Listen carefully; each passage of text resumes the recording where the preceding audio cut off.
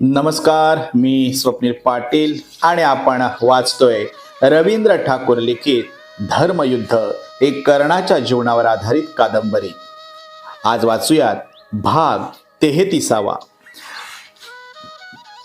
रात्री भोजन झाल्यानंतर मंचकावर पडून कर्ण विचार करत होता.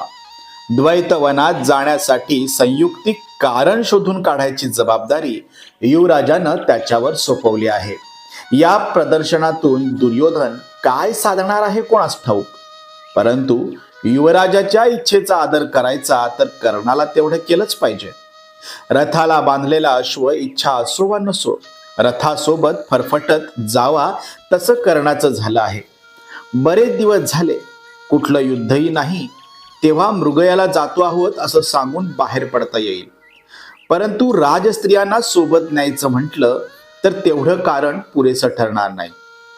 एवढा मोठा वाडा मुलांशिवाय आज असा एकाएकी वाटतो.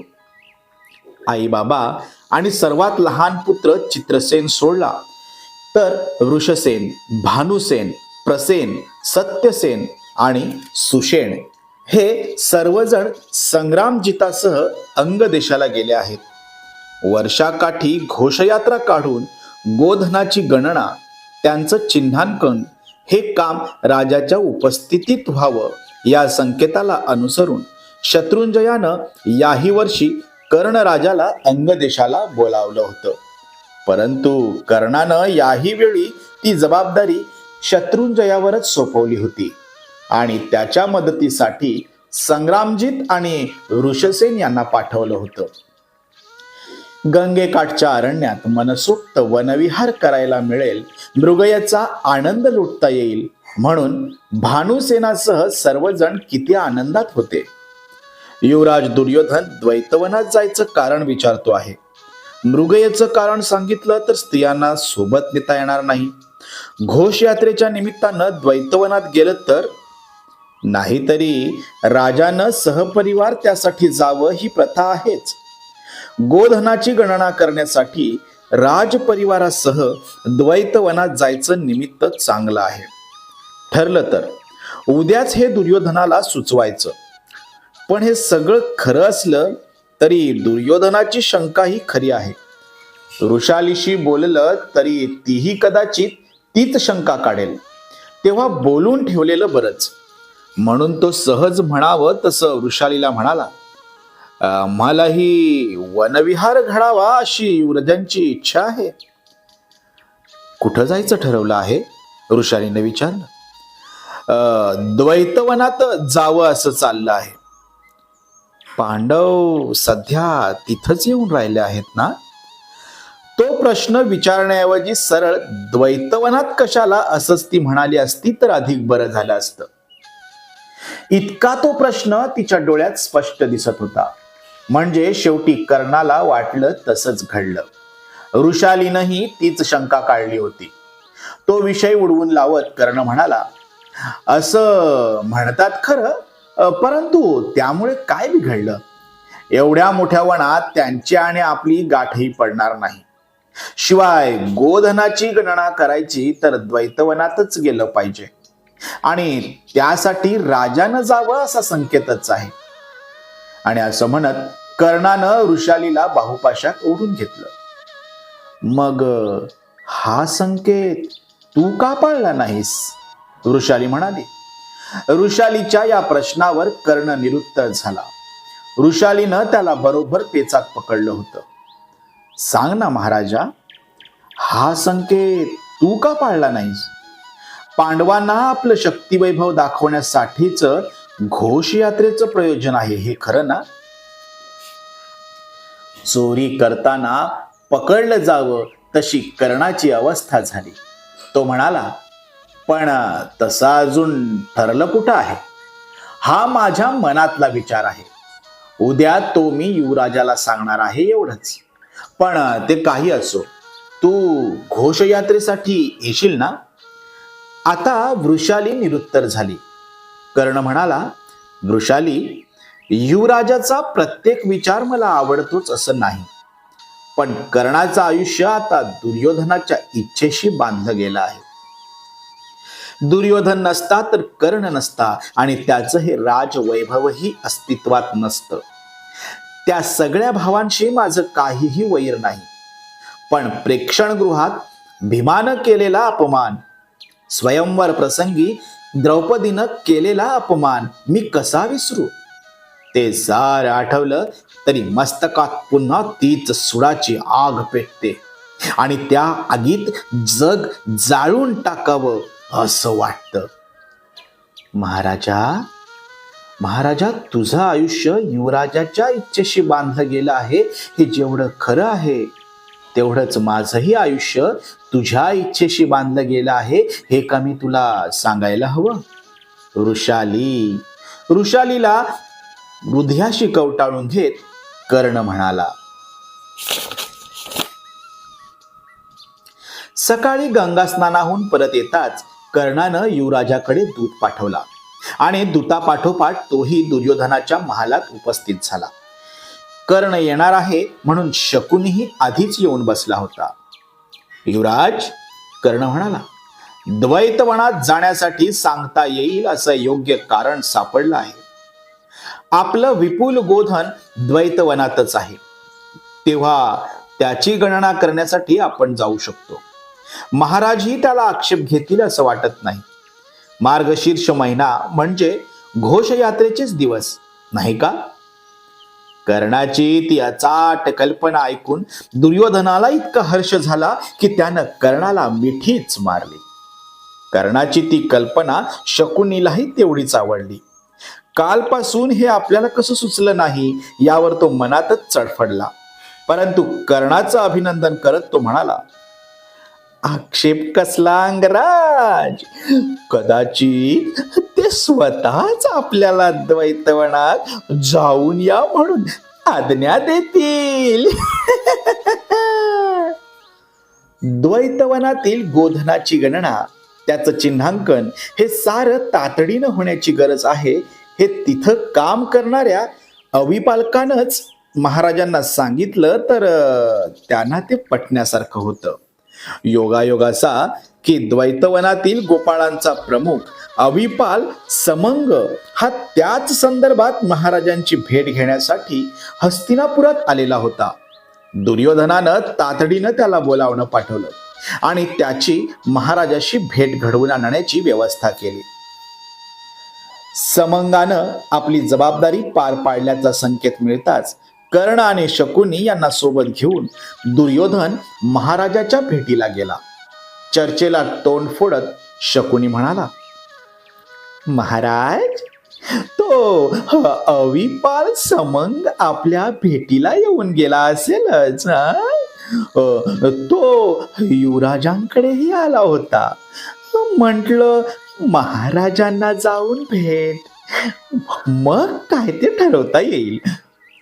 तो म्हणतो तेही खरंच आहे म्हणा. गोधनाची गणना आणि चिन्हांकन फार आवश्यक आहे. गोधन हे कुठल्याही राज्याचं भूषणच आणि तेव्हा त्याबाबत फार उशीर नको. आणि मार्गशीर्ष महिन्याचा हा काळ त्यासाठी फार चांगला. आपली अनुमती असेल तर युवराज, दुर्योधन आणि आम्ही जाऊन येतो. म्हणजे घोषयात्रा म्हणजे क्षत्रिय राजपुत्रांच्या दृष्टीनं किती आनंदाची गोष्ट आहे. सोबतच त्यांना मृगयेचाही आनंद लुटता येईल.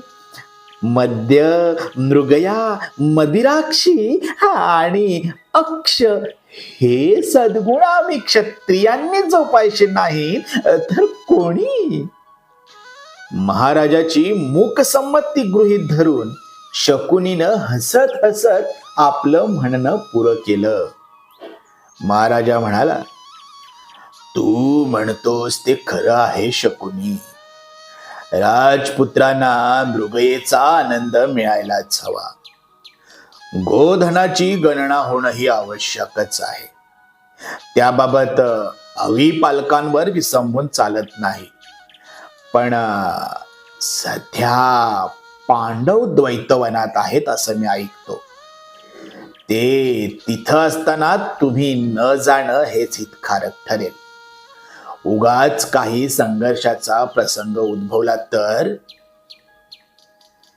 आम्ही काही त्यांना भेटायला जात नाही आहोत. अपेक्षित तेच समोर आल्यानं दुर्योधन तडकलाच. ते असतील तिथं आम्ही जाणारच नाही. उलट ते समोर आले तर आम्ही त्यांना टाळून पुढे जाऊ. आणखी काय पाहिजे? काळजी करत धृतराष्ट्र म्हणाला, तू काळजी घेतलीस तरी संकट टळत नाही. बाळ, मला तर त्यांच्याजवळ जाण्यात सुद्धा संकट दिसतं. आणि असं पहा, ते आधीच वनवास भोगत आहेत, तेव्हा आपण कशाला उगीच त्यांना त्रास होईल असं वागायचं? तू नाही पण तुझ्या एखाद्या सैनिकानं किंवा आणखी कोणी उगाच काही आगळीक केली तर, आणि त्यातूनच काही संघर्ष उद्भवला तर, तेव्हा ते नकोच. घोष यात्रेसाठी तुझ्याऐवजी दुसरा कोणीतरी जाईल. महाराज, समजुतीच्या स्वरात शकुनी म्हणाला, धर्मराज युधिष्ठिर समजदार आहे. आमच्याशी शत्रुत्व उद्भवेल असं तो काही करणार नाही. द्यूत सभेत त्यानं तसं वचनच दिलं आहे. तो भीम थोडा आततायी आहे खरं, पण तो कितीही रागीट असला तरी युधिष्ठिराच्या आज्ञेबाहेर जात नाही.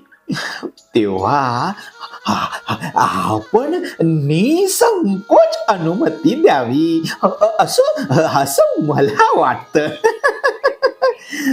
दुर्योधनाला मृगयेची आवड आहे. मृगयेसोबत आपल्या गोधनाची ही गणना होऊन जाईल. आणि आपण एवढी काळजी का करता महाराज? सोबत मी आहेच ना. आमच्यापैकी कोणीही त्यांच्या जवळ जाणार नाही की आमच्यापासून त्यांना कसला त्रास होणार नाही हे मी स्वतः पाहीन. मग तर झालं. शकुनीनं एवढं आश्वासन दिल्यावर महाराजा तरी काय बोलणार. ठीक आहे, जशी तुमची इच्छा, निरुपाय होऊन तो म्हणाला.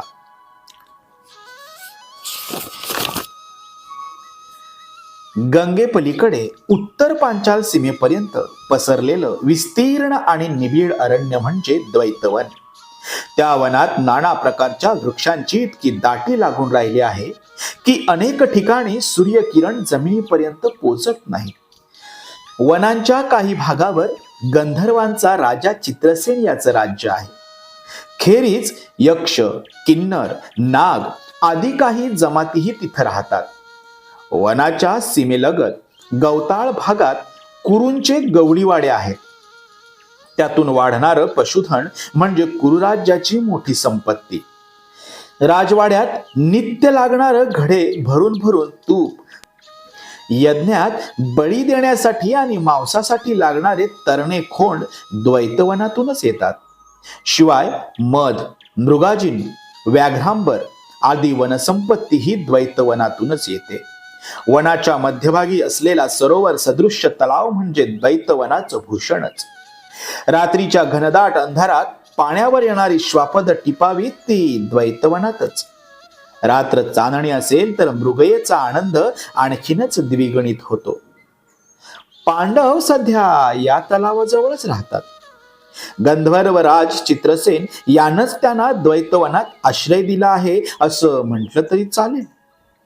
तसं पाहता तो युधिष्ठिराचा मित्रच आहे. राजसूय यज्ञाच्या वेळी चित्रसेन 400 अश्वांची भेट घेऊन इंद्रप्रस्थाला आला होता. गंधर्वराज चित्रसेनाची ती स्नेहभेट पांडवांच्या मनात अजूनही ताजी आहे. हिमालया पलीकडील इंद्रलोकातही चित्रसेनाचा वावर असतो. अर्जुनाची आणि त्याची दुसरी भेट इंद्रलोकातच झाली. तिथंच त्यानं अर्जुनाला अभिनय आणि नृत्य गायनादी अनेक कला प्रकार शिकवले. पांडव हिमालयातून द्वैतवनात आले ते त्यानंतरच. महाराजाची अनुमती मिळायचाच काय तो अवकाश होता. वार्षिक घोषयात्रेची तयारी जोमानं आणि उत्साहानं सुरू झाली. सहस्त्रावधी रथ, तेवढेच हत्ती, अश्व आणि सहस्त्रावधी पदातींचं चतुरंग दल सिद्ध झालं. राज परिवाराची सुरक्षा आणि संकटकालीन तरतूद म्हणून हे सारं हवंच होतं. त्यात कोणाला कुरूंच्या वैभवाचं प्रदर्शन दिसत असेल तर त्याला युवराज दुर्योधन तरी काय करणार. दुःशासन, दुर्मुख, दुर्जय, दुर्घर्ष, दुर्मर्षण, विविंशती, सह, दुस्सह, विकर्ण, दुष्कर्ण, दृढ, दृढायुध, उग्र, उग्रायुध, चित्र, उपचित्र, चित्रक, चित्रचाप, चित्रबाहू, चित्रकुंडल, चित्रवर्मा, चारुचित्र, चित्रसेन, पुरुमित्र, नंद, उपनंद इत्यादी दुर्योधन बंधूंनी निघायची तयारी केली. दुर्योधनाचे हे अनेक बंधू म्हणजे बरेचसे धृतराष्ट्राचे दासी पुत्रच आहेत. त्यांचा पिता धृतराष्ट्र आहे म्हणून त्यांना दुर्योधनाचे बंधू म्हणायचं एवढंच. एरवी आंधळ्या राजाला काय किंवा दुर्योधनाला काय, त्यांची नावंही माहीत नसतात. युद्ध किंवा अशा एखाद्या वेळी त्यांची आठवण होते एवढंच.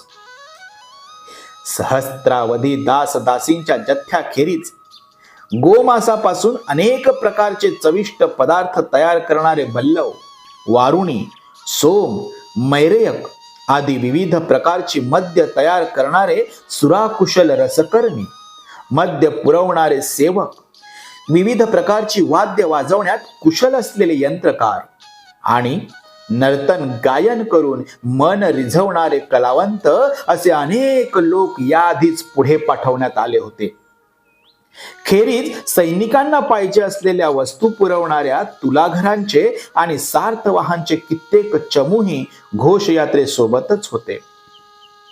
सर्व तयारी झाल्यावर परमस्नेही अंगराज कर्ण, गांधारराज शकुनी, आपले दुःशासनादी सर्व बंधू आणि युवराज्ञी भानुमती, वृषाली, पुरुषनी आदी स्त्री परिवारासह दुर्योधन घोषयात्रेसाठी मार्गस्थ झाला.